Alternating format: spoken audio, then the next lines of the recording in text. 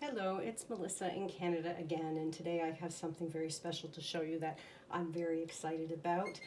Let's talk about Richard Bentley. After Austen's first editions and after the posthumous publications were remaindered, there was a period where her novels were out of print. In 1932, Richard Bentley, a publisher, purchased the rights to Pride and Prejudice from T. Egerton for £40 and the rights to Austen's remaining novels from her sister Cassandra for £210. This all comes from Claire Harmon's book, Jane's Fame, which I've read a couple times. Richard Bentley then issued books like this, single volume editions of Jane Austen's novels. This was notable for several reasons. One was that the Bentleys were copyrighted.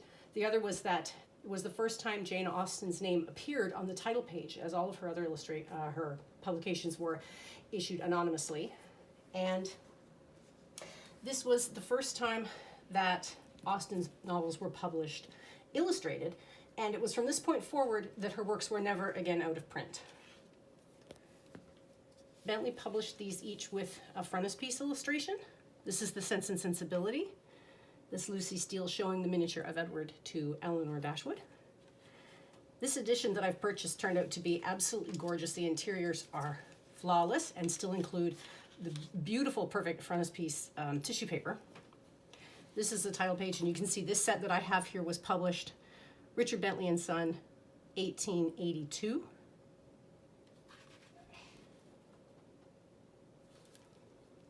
Now, Bentley's first editions came out in 1833, so these are much older than that, but after the copyrights expired, Bentley continued to print these as needed, and they continued to sell.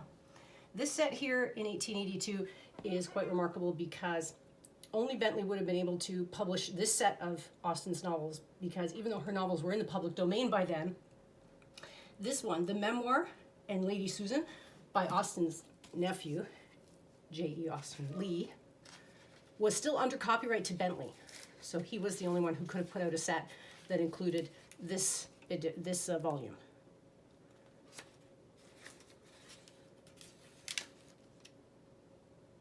Now this set here, I purchased knowing that the spines are chipped and the covers are quite loose.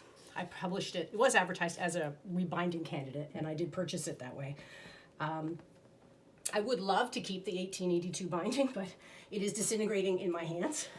The red leather is actually turning my hands red, and the spines continue to chip. I did want to give you a look at this one, though. This is the spine. This is the one where the spine is still actually intact. It has 5 raised bands, and they're actually all the same year. They are all 1882, and it says that here.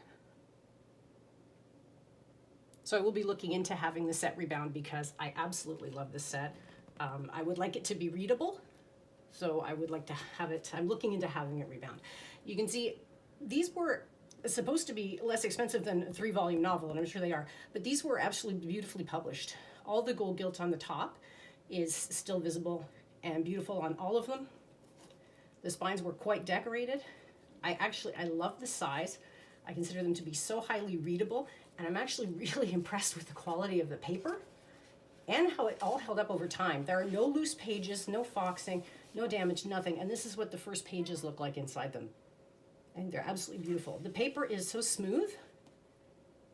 And I actually think that this would be a beautiful, beautiful set to have. And I look forward to being able to read it at some point. I did want to get this video done and show you all how this looked before I take it to look into rebinding it, because and I wanted to show it off before there's any further damage to it, because it is disintegrating in my hand. So they're over 140 years old, and the leather is starting to fail.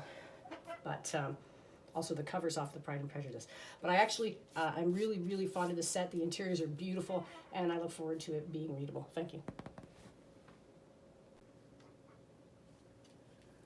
I think that this leather binding is contemporary with the 1882 printing. There is a small little line of text here on this inside page, which I think says Bicker and Son, Leicester Square.